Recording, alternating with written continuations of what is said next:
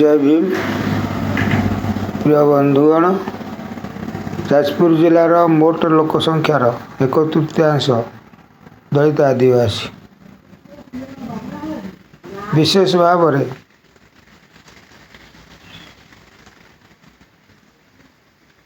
जो मैंने दलित श्रेणीर लोक 94-95 उपजाति এটা ଗୋଟେ ବଡ଼ ସମସ୍ୟା। ଏମାନଙ୍କର ବହୁ ଜାଗାରେ ଆମେ ଦେଖିଲୁ ସାମ୍ବିଧାନିକ ନ୍ୟାୟ ଯାତ୍ରା ବୁଲିଲା।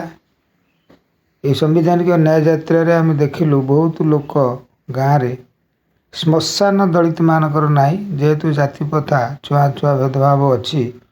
ଗୋଟେ ଶ୍ମଶାନରେ ସବୁ ଜାତିର ଲୋକ ଶବଦାହ କରୁନାହାନ୍ତି। ସ୍ପେଶାଲ କିଛି ଜାଗାରେ ଦଳିତମାନଙ୍କର ଶ୍ମଶାନ ଅଛି, ଆଉ ବହୁ ଜାଗାରେ ଶ୍ମଶାନ ନାହିଁ, ସେ ନିଜ ବାରି ଘରେ ପୋତୁଛନ୍ତି। ତାର ଏକ ଉଦାହରଣ ହେଉଛି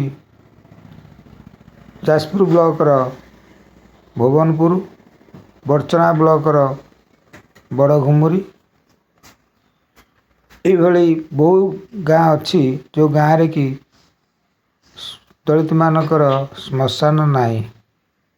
ଏହି ପରିପ୍ରେକ୍ଷୀରେ ଓଡ଼ିଶା ମାନବ ଅଧିକାର ମଞ୍ଚ ତରଫରୁ ଆମେ ଯାଜପୁର ଜିଲ୍ଲାପାଳଙ୍କ କାର୍ଯ୍ୟାଳୟ ସମ୍ମୁଖରେ ଏକ ଗଣଧାରଣାର ବ୍ୟବସ୍ଥା କରାଯାଇଛି, ଯାହାକୁ ଆମେ ସବୁ ଦଳିତ ସଂଗଠନ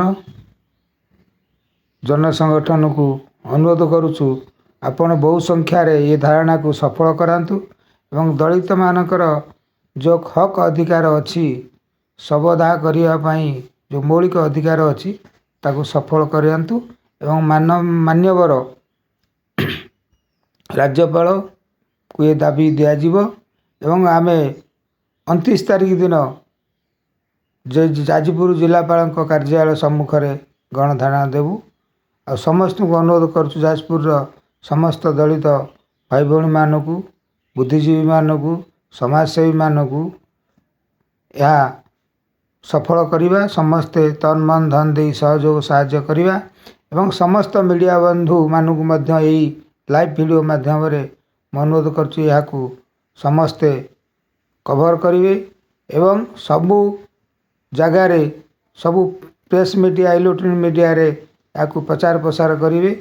यह आमर अनुरोध एवं आमे यह अधिकार मंच तरफ एक प्लानिंग करूँ, जहाँकि 29 तारीख दिन 10टार जाजपुर जिलापाल कार्यालय सम्मुख में गणधारणा देव।